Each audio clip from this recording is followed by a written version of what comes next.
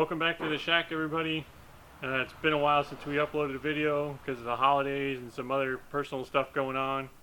We're going to get you caught up real quick on what we've been doing, and then we're going to cut to the action. So we left off, we were doing wiring in the engine bay. We pretty much got that taken care of, or at least I accomplished what I wanted to get done. And then we didn't take video of it, but we put the engine in, and we got that sitting in there, and then we attempted to put the transmission in yesterday, and we had a lot of trouble with it fighting us trying to get mounted up on the engine. And that's when we discovered we had an issue with this passenger side motor mount was not seating properly on the UPR crossmember that we put in. So we had to modify the crossmember for the motor mount to go in down to sit down in there, and we got some footage of that we'll show you in a second. And then after that we're going to cut to us trying to put this transmission in again, and hopefully we can get that done. So 1, 2, 3, go!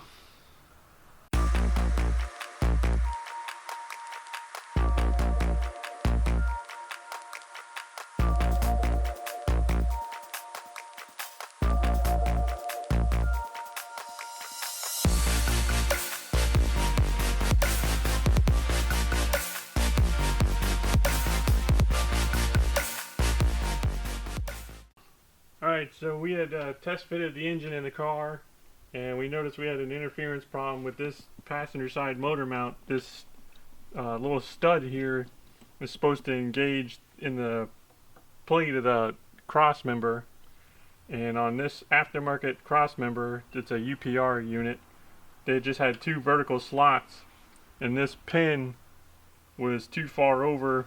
Like if I orient it the way it sits on there, was too far to the back of the car and wasn't landing in this slot. And so we modified, we opened this slot up here at the bottom so this pin can properly engage it, drop into the motor mount like that, and sit flat on the motor mount. Because we actually had tried to put the transmission on the engine, and then we had some problems, and I think that was this side of the engine being up just that much higher was causing some issues.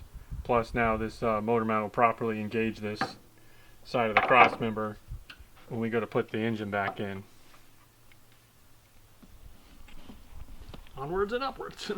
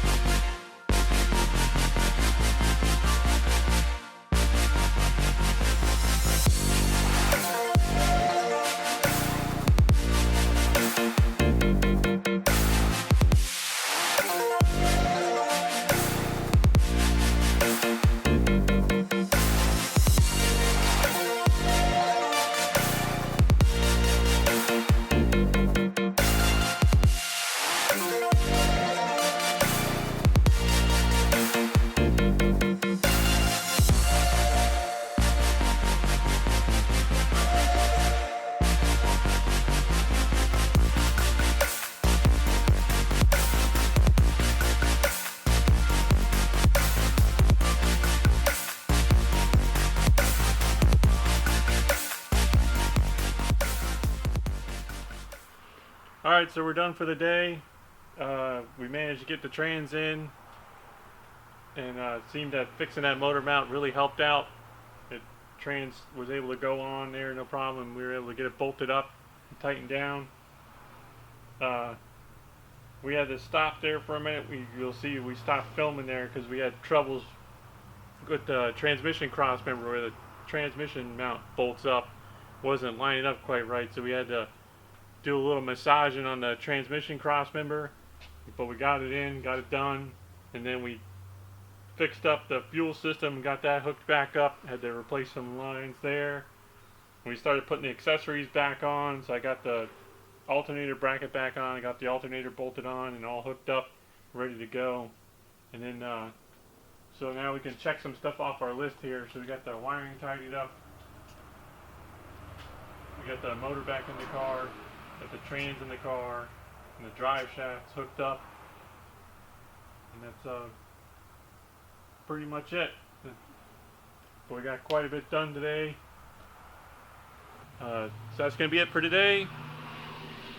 We're going to continue on soon here, trying to get things bolted onto the car and get this thing back running again. So thanks for watching.